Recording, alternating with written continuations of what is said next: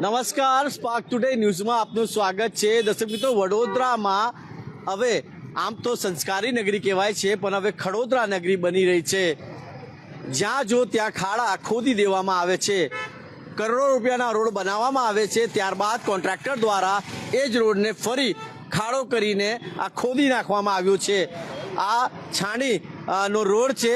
હમણાં જ કરોડો રૂપિયાના રોડ બનાવવામાં આવ્યા, ત્યારબાદ કોન્ટ્રાક્ટર દ્વારા ફરી ખોદી દેવામાં આવ્યું છે. આપણી સાથે સ્થાનિક નગરસેવક ઝા ભરવાડ છે, એમની સાથે જ વાત કરીશું. ઝા ભાઈ, વડોદરા મહાનગર સેવા સદનની જે કામગીરી છે એ હવે ખાડામાં જતી રહી એવું લાગી રહ્યું છે, કેમ કે માંજલપુરની ઘટના થઈ, આપણા વિપુલ ઝાલાની મોત થઈ, ત્યારબાદ કોન્ટ્રાક્ટર પર કાર્યવાહી કરવામાં આવી, પણ જે ડિપાર્ટમેન્ટ એચઓડી ધાર્મિક દવે છે એના પર કોઈ પણ પ્રકારની કાર્યવાહી કરવામાં નહીં આવી. 4 ડિપાર્ટમેન્ટ એમને લાગે છે, છતાં પણ એક પણ એફઆઈઆર કે કમ્પ્લેન એમના પર નહીં નોંધાઈ. શું કહેશો? સૌ પ્રથમ તો ખરેખર આ બહુ ગંભીર બાબત છે. 6 મહિના પહેલા જ્યારે છાણી જગતનાકાથી છાણી સુધી 20 કરોડની ઉપરની રકમનો આ રોડ બનાવવામાં આવ્યો અને નામ આપવામાં આવ્યું ગૌરવ પથ. 20 કરોડ ઉપરનો આ રોડ સૌરભ બિલ્ડર નામના કોન્ટ્રાક્ટરે આ કામગીરી કરી. હજી કામગીરી તો એની અધૂરી જ છે. એની પર કોર્પોરેશન ટોટલી મહેરબાન છે, એને કામગીરી કરી નથી. તેમ છતાં એને રૂપિયાનો ઘણા બધા રૂપિયાનું ચૂકવણું થઈ ગયું, કરોડો રૂપિયાનું. હજી એને રૂપિયા તો ચૂકવતા જાય છે. તેમ છતાં રોડ બનાવ્યા બાદ પાછળ જેટકો કંપનીના કોન્ટ્રાક્ટરે આ રોડ 3 જગ્યાએ ખોદી નાખ્યો છે. તમે જુઓ કેટલો મોટો ખાડો. આ રોડ આખો રોડ કમિશનરે કીધું, મુખ્યમંત્રીએ કીધું છે કે રોડ નહીં ખોદવાના.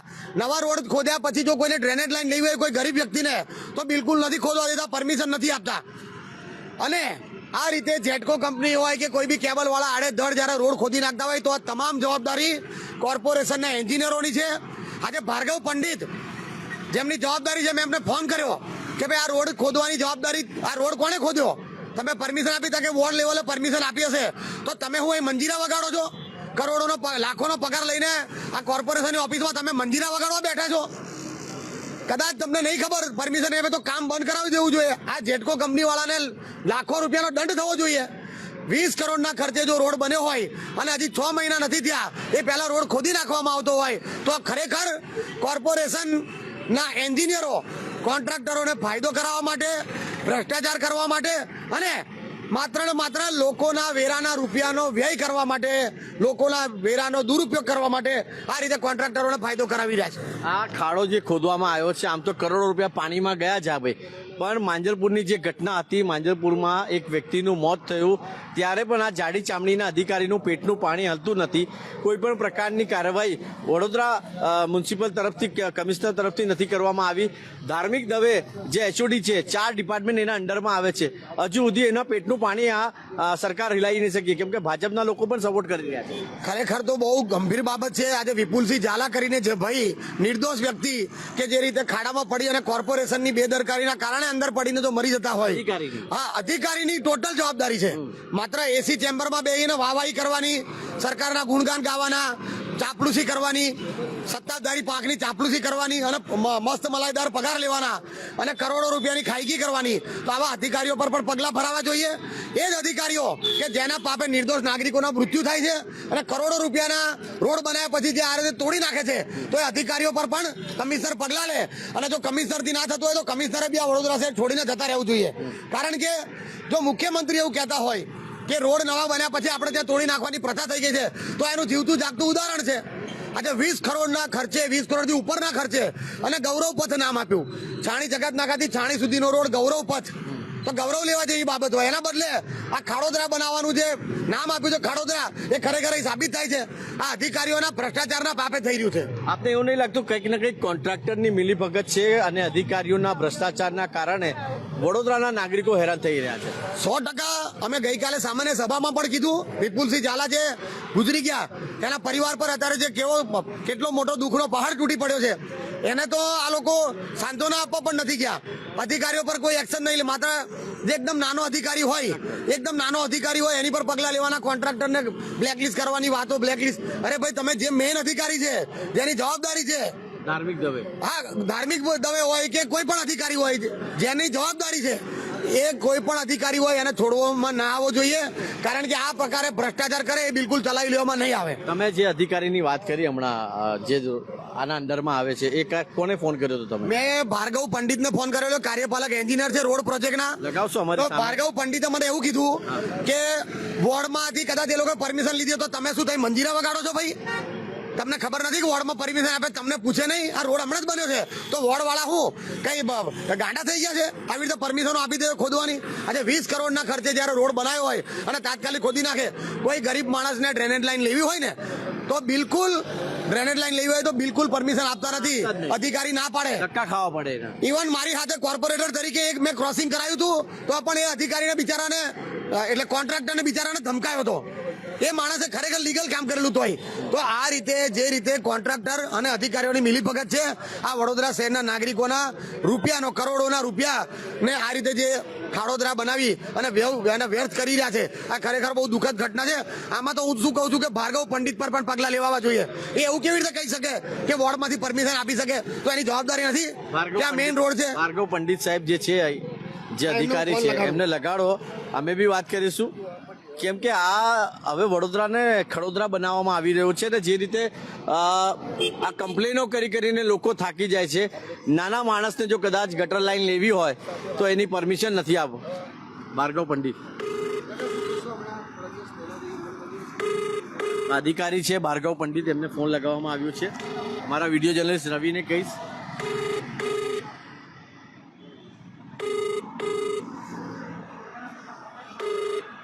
Your call has been forwarded to voicemail. The person you're trying એટલે આ સમજી ગયા છે, કદાચ લાઈવ જોતા હશે આપણું. હા, એટલે આ ચોરી કરતા હોય એને બીક હોય એટલે આ ચોર છે અને આ ચોરી કરવાના ઈરાદે જ આ લોકો આ બધા જે રીતે આડે બેફામ કોન્ટ્રાક્ટરોને જે પરમિશનો આપી દે છે.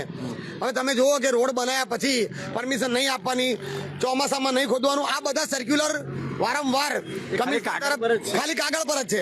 અધિકારીઓ કોઈ આનું ફોલોઅપ કરતા નથી. એના કારણે આ પ્રકારની પરિસ્થિતિ. આજે કોઈ ગરીબ માણસ, ફરી કહું છું કે કોઈ ગરીબ માણસ જેને નાની ડ્રેનેજ લાઈન લેવી હોય અને નવો રોડ બની ગયો હોય ને તો એને પરમિશન નથી આપતા. બીજી વસ્તુ કે અહીંયા કોઈ મોટું એ પણ નહીં કઈ કશું જ નહીં. રાત્રે કદાચ કોઈ ફાસ્ટ ગાડી આવી હોય તો 100% અહીંયા આગળ જાનહાનિ થાય. તમે આગળ જુઓ, મોટો ભૂવો કરી નાખ્યો, એટલું મોટું ખોદી નાખ્યું સર્કલ પાસે પણ. લોખંડની રેલિંગ લગાવી, કશું રેલિંગ પણ લગાવી, બેરિકેડ પણ લગાવી જોઈએ અને આગળ ખતરો એવું નિશાન મારવું જોઈએ.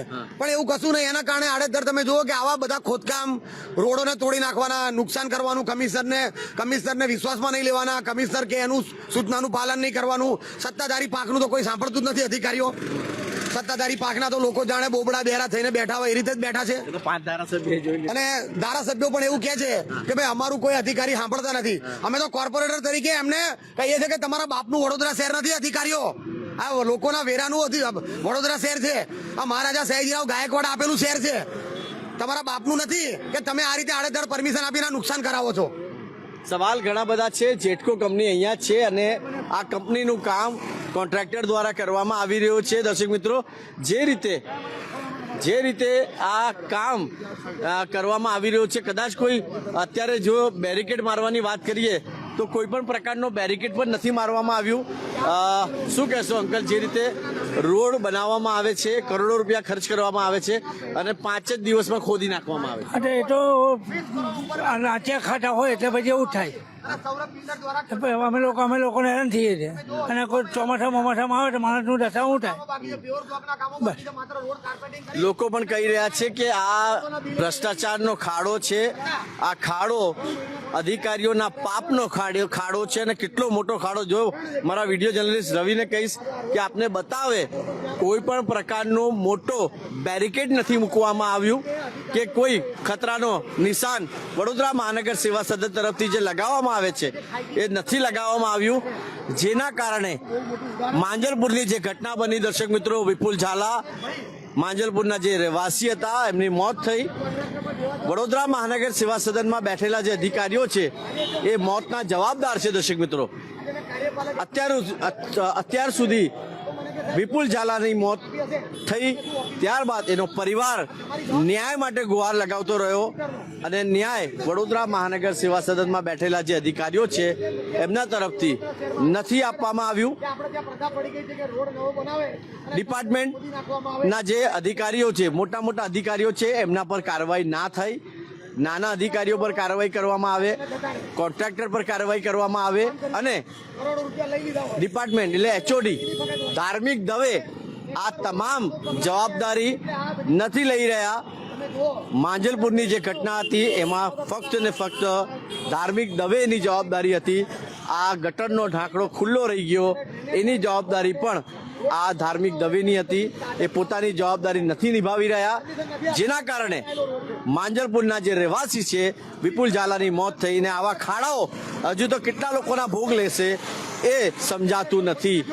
અમે એટલી જ આશા રાખીએ વડોદરા મહાનગર સેવા સદનમાં બેઠેલા મ્યુનિસિપલ કમિશનર અરુણ મહેશ બાબુશ્રી એટલી જ રિક્વેસ્ટ છે કે પ્લીઝ થોડું ધ્યાન આલો અને આ જે જાડી ચામડીના જે અધિકારીઓ છે જેમનું પેટનું પાણી હલતું નથી એનું પેટનું પાણી તમે નહીં હલાવશો ને તો સ્પાર્ક ટુડે તો જરૂરથી હલાવશે અને લોકોની જે સમસ્યા છે તમારા અને સરકારના કાન સુધી પહોંચાડવાનું કામ અમે કરીશું. હું આશા રાખું કે અરુણ મહેશ બાબુ જે વડોદરા મહાનગર સેવા સદનના મ્યુનિસિપલ કમિશનર છે એ અધિકારીઓ પર કાર્યવાહી જરૂરથી કરશે. વિડીયો જર્નલિસ્ટ રવિ સિંધા સાથે હું કૌશલ સ્પાર્ક ટુડે ન્યૂઝ માટે.